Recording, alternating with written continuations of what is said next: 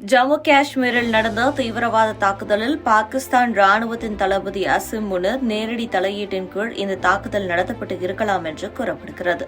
இந்த விவகாரத்தில் இந்திய ராணுவம் கடுமையான பதிலடியை தர திட்டமிட்டு வருகிறதாம்.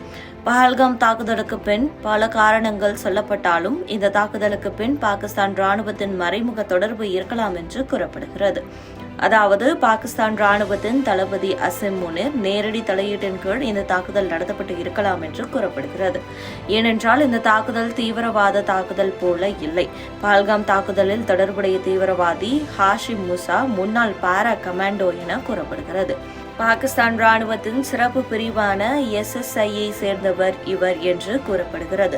இந்த தாக்குதலும் அப்படித்தான் நடந்துள்ளது. அதாவது தீவிரவாத தாக்குதல்கள் பெரும்பாலும் தற்கொலை தாக்குதல்கள்.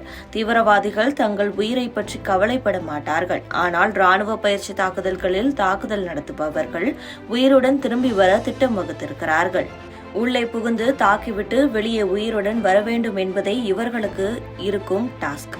அதை பஹல்காம் தாக்குதலில் தொடர்புடைய தீவிரவாதி ஹாசிம் முசா மற்றும் டீம் செய்துள்ளது. ஹாசிம் முஷாவை லஷ்கர்-இ-தொய்பா அமைப்பிற்கு பாகிஸ்தான் ராணுவம் அனுப்பியிருக்கலாம் என்ற சந்தேகம் உள்ளது. இதன் மூலம்தான் பாகிஸ்தான் ராணுவத்தின் தளபதி அசிம் முனிர் நேரடி தலையீட்டின் கீழ் இந்த தாக்குதல் நடத்தப்பட்டு இருக்கலாம் என்று கூறப்படுகிறது. இது தொடர்பாக முன்னாள் ராணுவ வீரர் மேஜர் மதன்குமார் அண்ணாமலை வாரியர்ஸ் என்ற பக்கத்திற்கு பேட்டியளித்துள்ளார். அதில் இந்த தாக்குதலுக்கு முக்கியமான காரணமானவர் அசிம் முனிர். அவர் ராணுவ தளபதி. அவர் இருக்கும் இடம் ராவல்பிண்டி. அதாவது ராவல்பிண்டி தான் ராணுவ தலைமையகமாக உள்ளது. இது ராவல்பிண்டி தான் இந்தியா தாக்க வேண்டும். பாகிஸ்தான் ஆக்கிரமிப்பு காஷ்மீரில் தாக்கினால் வேலைக்கு ஆகாது. பாகிஸ்தான் பஞ்சாபில் தாக்க வேண்டும். சர்ஜிக்கல் ஸ்ட்ரைக்கில் சிந்துவில் பாகிஸ்தான் ஆக்கிரமிப்பு காஷ்மீர் தாக்கினால் வேலைக்கு ஆகாது. பாகிஸ்தான் பஞ்சாபில் அடிக்காதவரை ராவல்பிண்டியில் அடிக்காதவரை எதுவும் ஆகாது. அதற்கெல்லாம் நம்மிடம் பவர் இருக்கிறது. ராவல்பிண்டிதான் தாக்குதல் என்பது இருக்க வேண்டும். பிரம்மோஸுக்கு பதிலடி தர அவர்களிடம் ஆயுதங்கள் இல்லை, தடுப்பு அரண்கள் இல்லை என்பதை மறக்க வேண்டாம்.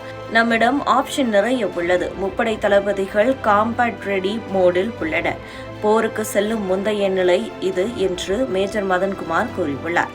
பாகிஸ்தான் மீது இந்தியா உடனடியாக பதிலடி தாக்குதல் நடத்த வாய்ப்புகள் உள்ளன என்று பாகிஸ்தான் பாதுகாப்பு அமைச்சர் கவாஜா முகமது ஆசிப் பேசியுள்ளார். பாகிஸ்தான் பாதுகாப்பு அமைச்சர் கவாஜா முகமது ஆசிப் அளித்த பேட்டியில் பாகிஸ்தான் மீது இந்தியா உடனடியாக பதிலடி தாக்குதல் நடத்த வாய்ப்புகள் உள்ளன. பாகிஸ்தான் படைகளை தயாராக இருக்க சொல்லியிருக்கிறேன். இந்தியா எப்போது வேண்டுமானாலும் தாக்கலாம் என்பதால் எங்கள் படைகளை பலப்படுத்தியுள்ளோம். இதுபோன்ற சூழ்நிலையில் சில மூலோபாய முடிவுகளை எடுக்க வேண்டும். எனவே அந்த முடிவுகள் எடுக்கப்பட்டுள்ளன. இந்தியா நம் மீது தாக்குதல் நடத்துவதற்கான சாத்தியக்கூறுகள் குறித்து பாகிஸ்தான் ராணுவம் எங்கள் நாட்டு அரசுக்கு விளக்கம் அளித்துள்ளது. இதை பற்றிய கூடுதல் விவரங்களை சொல்ல முடியாது. ஆனால் இந்திய ராணுவத்தின் தாக்குதல் அல்லது ஊடுருவல் உடனடியாக நடக்க வாய்ப்புகள் உள்ளன என்று பாகிஸ்தான் பாதுகாப்பு அமைச்சர் கவாஜா முகமது ஆசிப் பேசியுள்ளார். Subscribe to One India and never miss an update.